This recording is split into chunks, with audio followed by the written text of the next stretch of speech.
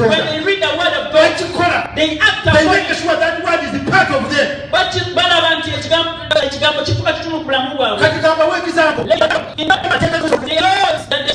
The child from that too.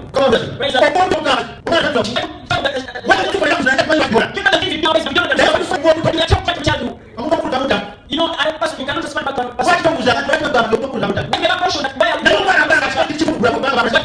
And they cannot spend their lives because they're told about them. Praise the Lord. Those words, they become part of that person. Someone wakes up in the morning and realizes I have someone tells them what you must, but they use part of that. There are things we do when we go now. But even if asking why do you do this thing? But I was told right from my childhood. So I grew up with it as part of my life. So the children of God, what a choice. What is they begin to teach them the laws of Moses. So the someone goes up with the laws of him. Praise the Lord. And doesn't require that person that child to study or read and live that. That's why for them they prosper and succeed. Why? Right. The law is the part and parcel of them. Hallelujah. Amen. For us born again Christians, we are good at reading the word. If I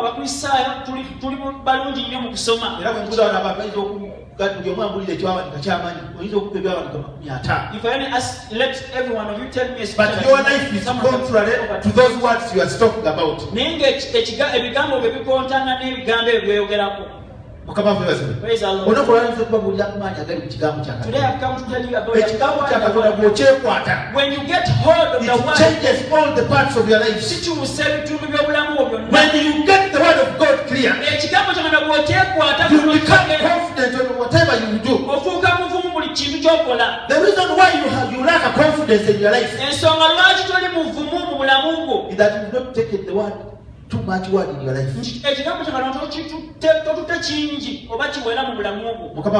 Praise the Lord. But if you read the word of God and you read it so hard and it goes into your life and it becomes part of you, I want to tell you, your life is going to change. Either you want it or not, it is going to change. Hallelujah. Amen. Let us go in the book of 1 Kings. I want to show you how the word of God, whenever it came, it was able to transform people. The word of God is it transforms people. So we are going to, let us go in the book of 2 Chronicles, chapter 17.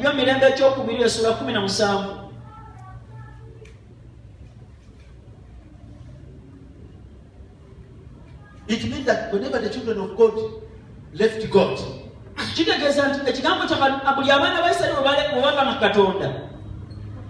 they started suffering. But when they began to teach the word, their lives changed. We are going to read from verse 3. The Bible says, now the Lord was with Jehoshaphat because he walked in the earlier ways of his father David. He did not seek out the Baals, but he sought the God of his father and walked by his commandments rather than the practice of Israelites.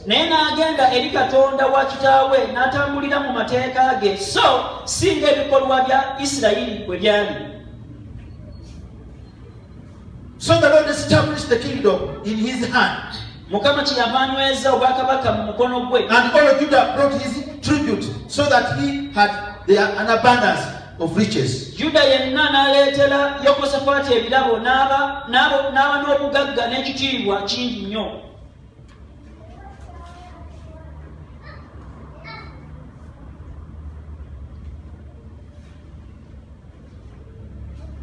And the Bible continues to say, and his heart took delight in the ways of the Lord. And furthermore, he removed the high places and the Asherah poles from Judah. Era n'aggyawo ebifo ebigulumivu ne baseera mu Yuda. And the Bible here continues to tell us. Era Bayibuli egenda maaso n'etugamba nti In the third year. Era mu mwaka ogwokusatu. Now this is where I want us to follow clear. Wano njagala tugoberere tuseeyo omwoyo nga Verse 7. In the third year of his reign, era mu mwaka ogwokusatu ogw'okufuga kwe, Jehoshaphat sent his officials, n'atuma abakungu be, Ben-Hail, Obadiah, Zechariah, Nathaniel, and Micaiah, to teach. Benikei, Obadiah, ne Zakariya, ne Sameli, ne Mikaya, okuyigiriza. The Bible says to teach. Bible yagamba okuyigiriza. In the cities of Judah. Mu bibuga bya Yuda.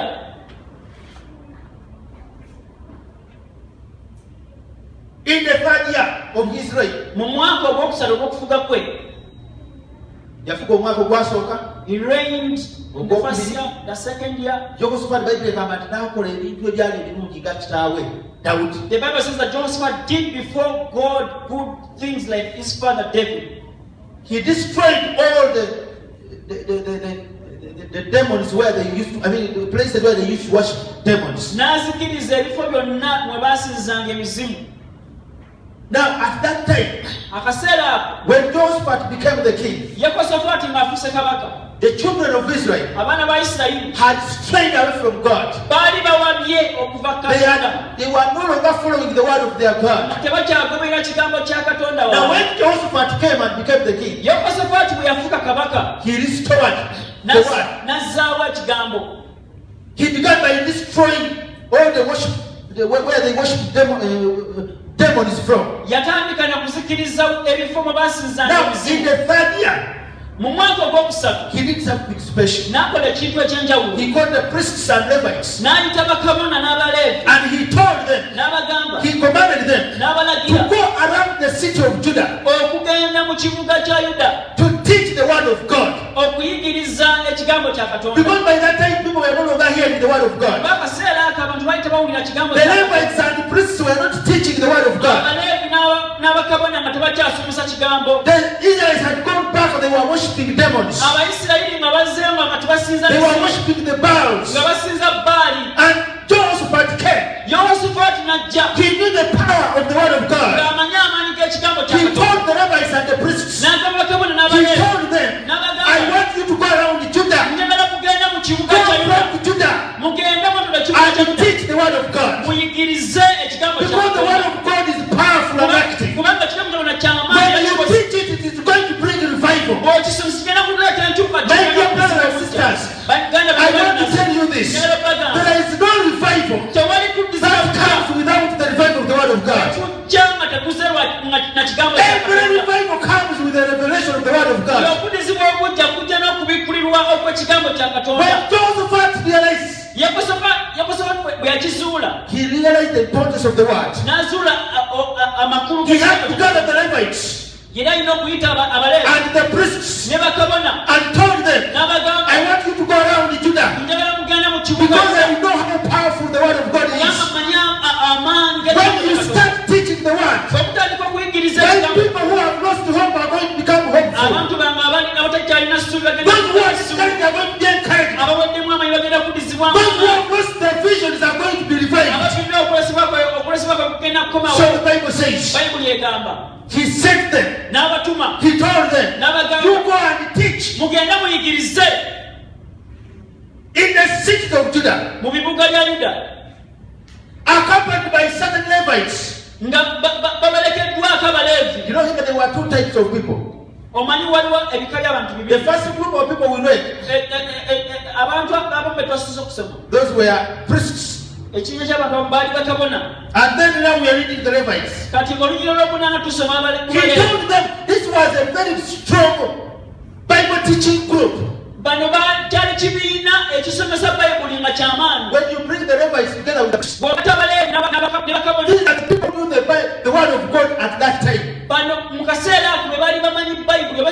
So Jehoshaphat called them and commanded them. Because at that time people were not following the word of God. abantu baite bakyakubira kigambo kya The Katonda. children of Israel had gone back to worshiping demons. Abaana ba Isirayiri bali bazzeeyo okusinza emizimu They were no longer having faith in God. nga tebakyakkiririza mu Katonda. But when Jehoshaphat came, Naye Yehosafaati bwe yakomawo he came and brought changes in the kingdom. n'aleetawo enkyukakyuka mu bwakabaka. First of all, he destroyed all places where they worship demons. Okusookerera yasikiriza ebifo mu basinzanga emizimu. And then he had to restore the word of God. Era yalina okuzzaawo ennono n'ekigambo kya Abooluganda Katonda. buli lwe lwagalanga okulaba revival. Brethren, whenever you want to see revival, At any time, akaseera konna either in your personal life oba mu bulamu bwo or omagazi either as a church, oba ng'ekkanisa, one thing we must always do ekintu ky'oteekeddwa okukola is to teach bulijjo the word of God. kwe kusomesa ekigambo kya Katonda. Whenever we teach the word of God, Okusomesa ekigambo kya Katonda God begins to speak in the hearts of men and women. kutandika okwogera mu mitima gy'abasajja n'abakazi. He begins to bring hope back. Atandika okuzza essuubi. Omanyi lwekisa ekivugaga abantu bonna bakuwamu essuubi. There are times when people become hopeless.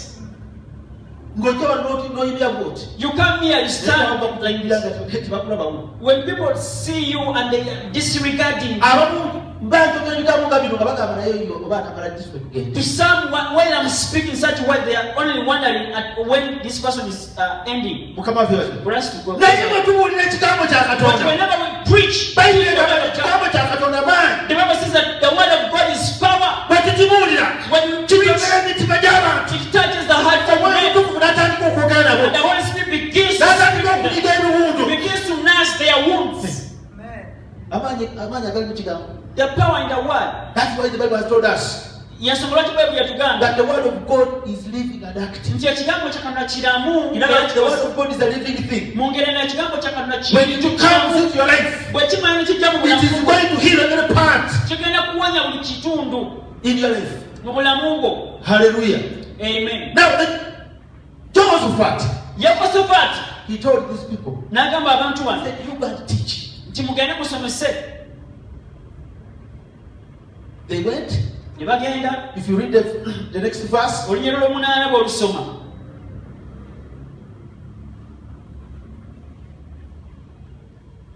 the Bible continues to say, Bayibuli egenda mu maaso ng'egamba they taught. That's verse 9. olunyiriro lw'omwenda nti ne bayigiriza. Njagala kubalaga amaanyi gali mu kigambo. I want to show you the power in the word, Kubanga bw'onaakitegeera okukolwaleero. because when you get to comprehend it right from the There are get, statements you are going to make. waliwo enjogera oba ebigambo byogenda okwogera. Abantu batandikira okwesitaalaku balowooze nti kirabika eno kaloti. And people begin to stumble against you, thinking that you are a cult. Mukama waffe yeebazibwe. Praise our Lord. Olwaleero ng'ogenda mu kkanisa ezimu Today, when you go in some ogamba churches abantu nti nze ndi mwana wa Katonda. and you tell people that I'm a child of God, Yesu muganda wange. that Jesus is my brother, Bajja kubuuza, why did I say that? but they will ask you, lwaki ekyo okyogera? Singa nzija wano tandika okweyanja olebeka nti abooluganda Mukama yeebazibwe. If I only came here and I Nze began to bakutako omu kyakwise. that then praise God, I'm called to Era nze ndi mutabani wa Katonda. and I'm a son of God. Oyinza okutaba lwaki yeeyita mwana wa Katonda. Someone may wonder why he calls him so. But within the scripture, Naye mu byawandiikibwa, it calls us children of God. Bayibuli yatuyita ddala baana ba All Katonda. who received him, Bonna he gave abaamuseeyeza them the power yabawa to obuyinza become the children of God. okufuuka abaana ba Katonda. Kati ndina obuyinza Therefore, I have power okuyimira ne bagamba nti nze ndi mwana wa to Katonda. stand and tell you that I'm a child of God, I'm a son of God. Bayibuli egamba nti Yesu muganda waffe. The Bible says that Jesus is our brother. Naye abamu bwe boogera ku Katonda muliga aboogera bana. But to some of you, when speaking about God I as have always wondered, where do we get this kind of fear? bulijjo neewuunya okutya kuno kuvaawa bwe Bw'obeera ne taata bakusaa. buno otandika okubehave like that. If you're There's a problem. with your father, n'otandika okweyisa bw'otyo. Abamu bwe mugenda eri Katonda, Some of you, when you're going before God, we go as if we are going to meet the devil. tugenda nga bagenda okusinkana sitaani. Mugenda mwena mupanikinga. You go while panicking. Bwe tugenda pakati kaliko okulaba abaana nga bagenda ewa taata waabwe nga bakola manya taata okutegeeza oli bwekiki. Me, when I go in a certain home and I see children go before their parents or fathers or Okubeera abaana nga bagenda mothers, okubajja ne bakukaabira ne batula mu maaso go ne bakukaabirira. you know, having children, they have to Taata, cry, ne taata kino, taata, crying, taata. daddy this and this and this. Kitegeeza waliwo ekikyamu ne taata we. It means you have issues with your We need to parents. go to our Father God. Tutegedde okugenda eri kitaffe With our open Katonda hand. nga omutima gyaffe migufu. That will be another topic. Praise the Lord. I'll be speaking about prayer. The Bible says that we pray because we don't pray the right way. You go before your Father but with complaints. That's why we. Why don't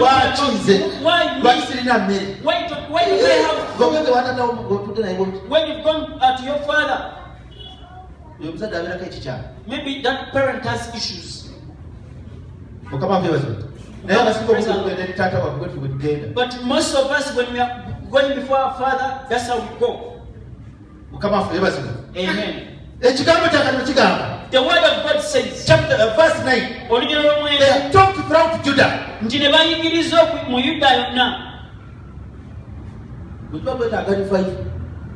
If you need a revival,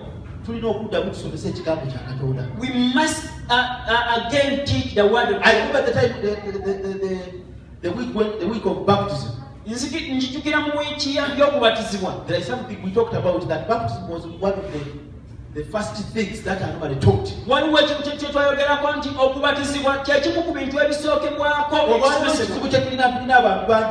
They don't even know the elementary truth of the word of God. The trouble we have nowadays that they taught throughout Judah. Taking with them the book of the Lord. They went throughout the towns of Judah.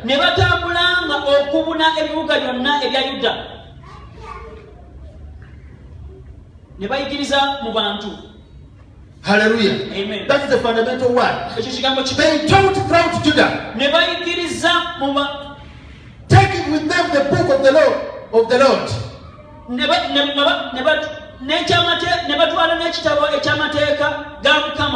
They went throughout the towns of Judah and taught the people. When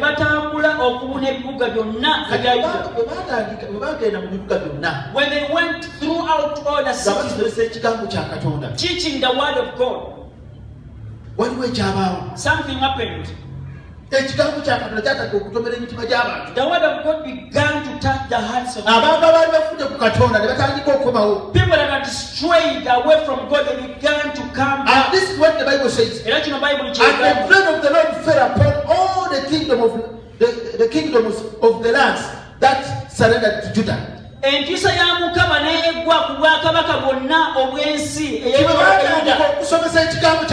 they began to teach the word of God, the fear of God came back. Meaning that when we read and teach the word of God, it brings back the fear of God in our hearts. The challenge and the problem why we no longer have the fear of God is because the word of God is no longer taught. Praise the Lord. And the bread of the Lord fell upon all the kingdoms of the lands that surrendered to Judah, so that they did not make war against Jehoshaphat. Abamu ku Bafirisuuti ne baleetera Yehoshaphat ebirabo ne ffeeza okuba omusolo. You are ahead of me. Verse 10. Olugero 10 mu nsonyiweko. N'okulwana ne batalwana na Yehoshaphat. Praise the Lord. This is what happened. That when they began to teach the word of God, when they had traversed all the cities of Judah, that the fear of God came.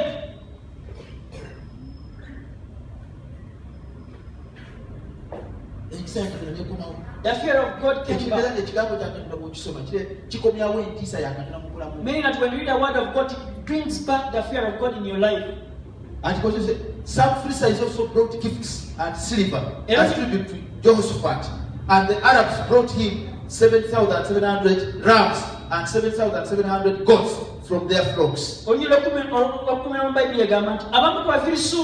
Ne baleeta Yehoshaphat ebirabo ne ffeeza okuba omusolo, era n'Abawalabu ne bamuleetera embuzi endiga ennume 7,7 n'embuzi ennume 7,7. Hallelujah. Amen. Nti bwe basomesa ekigambo kya Katonda, After teaching the word of entiisa ya God, Mukama n'eggwa n'eka. the fear of God came down. N'ebibuga byonna byali byetoolodde Yuda. And all the cities that were surrounding Judah, there was fear.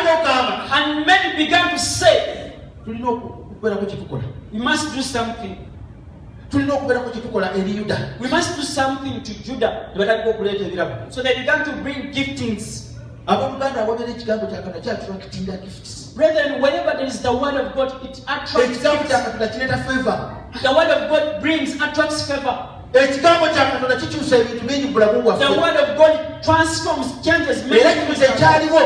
This is what happened. Bayibuli egamba The Bible says, Jehoshaphat grew stronger and stronger, and he built fortresses and strong cities in Judah. Yekosafaati omulala 12 n'aba mukulu nnyo nnyini n'azimba mu Yuda ebigo n'ebibuga. Why did Judah become strong?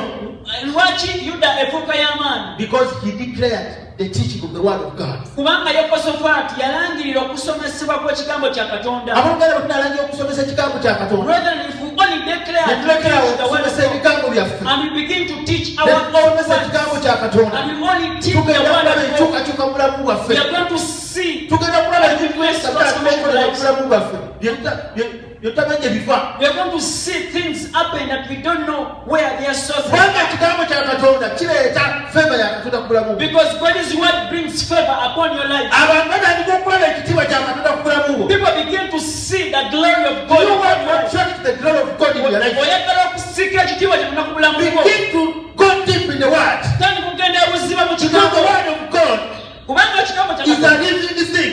kiramu. It is going to activate everything in your life. Kigenda kusiikula n'okuzuukusa buli kintu mu bulamu bwo. Some of us have lost our visions. Abamu ku ffe twafiirwa We no longer know what comes next. tetukyamanyi kikiddako. But when you go in the word of God, Naye bw'ogenda mu kigambo kya it Katonda is going to restore your vision. kigenda kuzza okwolesebwa It is going to ignite that part of your life. kigenda kuyitimusa ekitundu ekyo ku bulamu bwo. And from today you will begin to follow your vision. Era okuva n'olwaliro ogenda kutandika okugoberera Because the word okwolesebwa. of God is powerful and active. Kubanga kigambo kyo Katonda kiramu era kikozi. That's why the Bible says, Ensonga lwaki when it Bayibuli comes, nti bwe kijja it does not go back to God tekiddayo eri Katonda without fulfilling nga tekinnatuukiriza that which He sent it for. ekyo So ekyakitumibwa. whenever the word of God comes, N'olwensonga buli it ekigambo bwe comes kijja with the power. kijja n'amaanyi. And that power Era amaanyi ago are going to make it come to pass in your life. gagenda kukireetera ekigambo ekyo okutuukirizibwa. That's why even when you have given up, Yensonga lwaki ne bw'oba owanise at the right time it comes to pass. mu kaseera akatuufu kimala ne kituukirira. Because the word of God is living and active. Kubanga kigambo kiramu era kikozi. When you read it, Bw'okisoma it activates. kizuukusa. It brings life to the things which are dead in your life. Kireetera obulamu eri ebintu ebifumula mu If you've lost your destiny, bw'obanga ofiiriddwa when amagenda you read the word of God, bw'osoma ekigambo kya it Katonda restores your destiny. kizzaawo amagenda go. That's how powerful the word of God is. Awo ge maanyi g'ekigambo kya Katonda. Hallelujah. Amen. Whenever you read the word of God, Buli w'osoma ekigambo kya Katonda let me tell you this. amagambo When God speaks to you, Katonda bw'ayogera gy'oli there is something that excites your spirit. waliwo ekintu ekittemula omwoyo wo. You begin to see yourself walking above everything. Otandika okulaba ng'otambulira waggulu wa buli mbeera na buli kintu kyonna. Hallelujah. Amen. I remember one time Njukira olunaku lumu when I used to be, I never used to have any money. nga sirina ssente wala ebiseera bye nabeera nga sirina ssente I could be in the presence of God. ne mbeera mu kubeerawo kwa Katonda And then God, I read the Bible, ne nsoma ekigambo kya Katonda and then the Spirit of God speaks to me. era omwoyo wa Mukama n'ayogera namukuta mu kigambo kya Katonda I could leave that place very energized. ne mba mu kifo ekyo nga sigwamu amaanyi. Now, the missing link between seeing the things that God speaks to us and ourselves naye ekibulawo okulaba ebintu Katonda byogera naffe is because when God speaks to us, kiri nti Katonda bw'ayogera naffe we think that's all. tulowooza nti bikomyawo ayogedde kikomyawo. Mukama ffe bazibu. Praise the Lord. Abantu bangi nnyo Many people Katonda ayogera naffe. God speaks to Naye us, bw'amala okwogera, but after he has waliwo spoken by'olina okola. there are things you have to do. Kati abantu abasinga obungi mu kanisa So many people in balowooza nti Katonda bw'ayogera they think that when God has spoken There's nothing to do there. It will come to pass like, just like that. Because God has spoken. Praise the Lord. That's not how things work out. Once God has spoken, there are actions you have to take.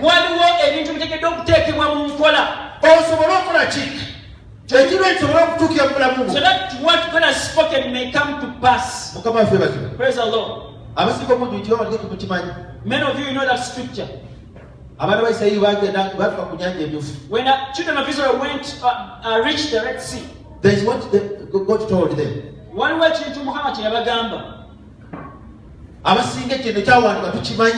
Many of us we know this scripture. In the book of Exodus, where the children of God were leaving Egypt, and they were destined to go to the promised land. But at some point they met the Red Sea. The Bible says when they reached there, they began to complain.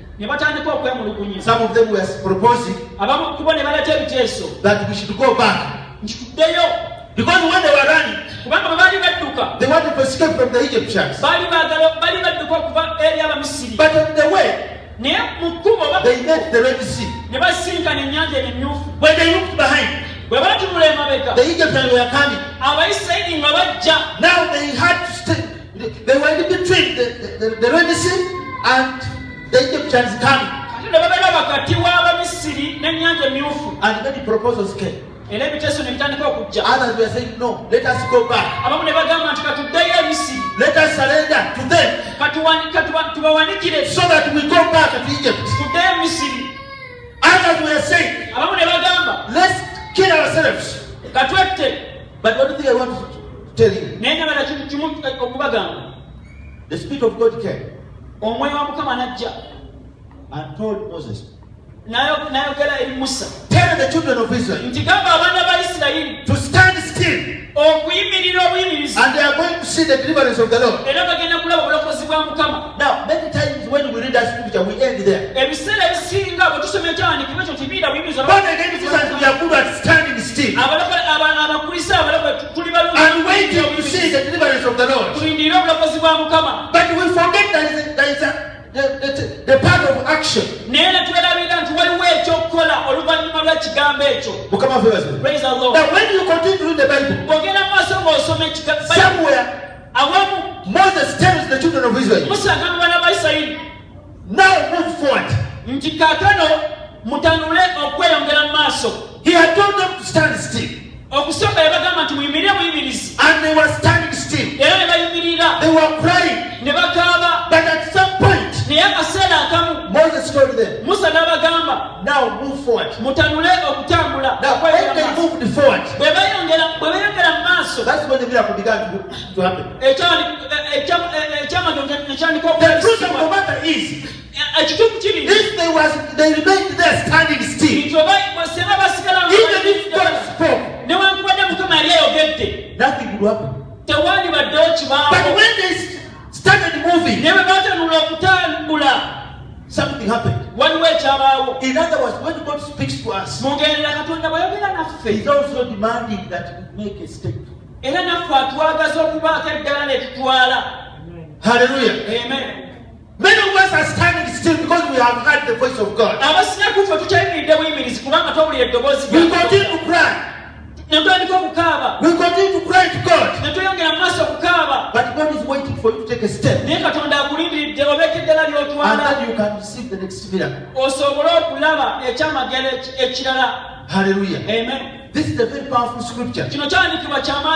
When I was researching, somebody told me in one of the books that this is one of the ways they teach the children of Israel not to fear. For them, when they are going to do, that's why they have succeeded in every part of life. When they have begun businesses, and businesses at some point it distorts. They don't give up. They have to go forward.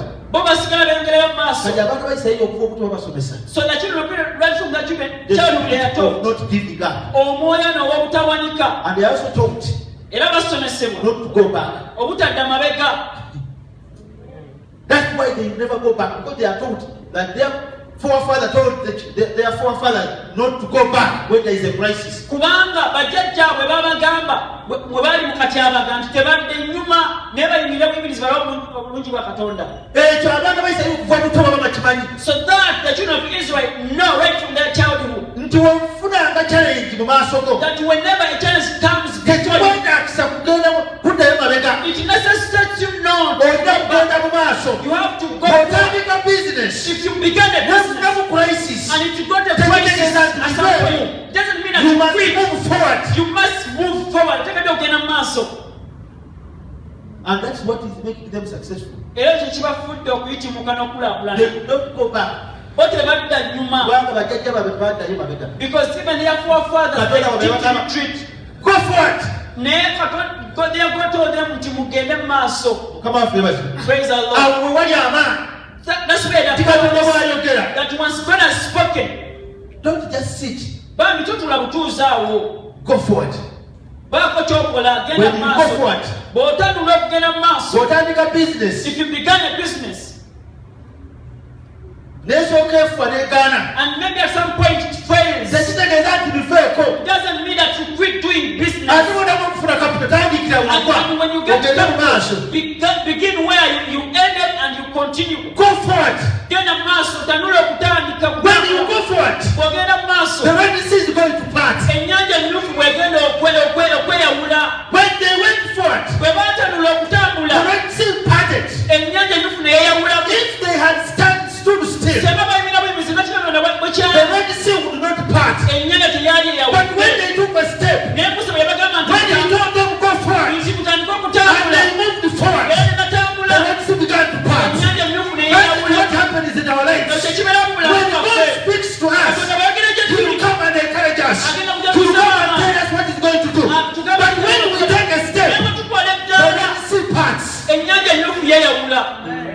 Miracles begin to happen. ebyama bitandika okulabisibwa. You begin to see the greatness of God. Ogenda okulaba obukulu bwa Katonda. That's the secret why the children of Israel, why the Jews are succeeding in their lives. ekyo kyekimu ku byama lwaki abayudaaya abaana ba Isirayiri bakulakulana mu bulamu Because they don't retreat back. kubanga bo They have a tebadda spirit of going forward. balina omwoyo w'okugenda mu Even maaso when there is a crisis, newankubadde they have been waliwo taught bo that you basomesebwa have to move forward. ntodde mabega wabula genda mu maaso. Hallelujah. Amen. And today, n'olwaleero I want to speak to you. njagala okuzza In every crisis in your life, nti buli katyabaga every failure in your life, okulemerwa mu I bulamu want you to move forward. njagala weeyongera When you move forward, bw'osigala you ogenda are mu going to maaso see God performing miracles. ogenda kulaba Katonda ng'akola The Red ebyamagero Sea is going to pass, ennyanja emmyufu egenda and you kweyawula are going to walk on a dry land. era ogenda kutambulira ku In the name of Jesus. mu linnya lya Yesu. God bless you. Mukama bawe omukisa. Let's pray. Batusabe. Father, in the name of Jesus, Taata mu linnya lya Yesu. we want to thank you today. Twagala okwebaza I olwaleero. want to thank you for the power in your word. Njagala okwebaza olw'amaanyi mu kigambo The kyo. Bible has told us Bayibuli etugamba your word is living and nti active. ekigambo kiramu era kikozi. Your word is a living thing. Ekigambo kyo When kiramu. it comes into our Bwe lives, kijja mu bulamu bwaffe it changes everything. kikyusa buli kintu. It changes our destiny. Kikyusa amagenda gaffe. It changes everything that is dead in our lives. Kikyusa buli kyonna It ekibadde mu bulamu. revives those things that are dead. Kizza bujja ebintu ebadde bifudde. Some of us who have lost our visions, it revives it. Abamukufu abafiiriddwa It energizes us. kituzaamu It amaanyi. empowers us. Kituzaamu amaanyi. Your word is powerful. Ekigambo kyo kiramaanyi. And from today, Era okuva we n'olwaleero have learned tuyise that amidst all crises that come in our lives, nsonga tikutyabaka bonna bujja gye tuli we must move forward. tuteekedde okugenda mu maaso. And when we move forward, Era bwe tugenda mu the maaso Red Sea is going to pass. ennyanja ennyufu egenda Father, we thank you. Mukama tukwebaza We give you praise tukuwa amatende in Jesus' name. mu linnya lya Yesu. Amen. Give God a mighty hand clap. Emmere kana muwe kale z'amaanyi.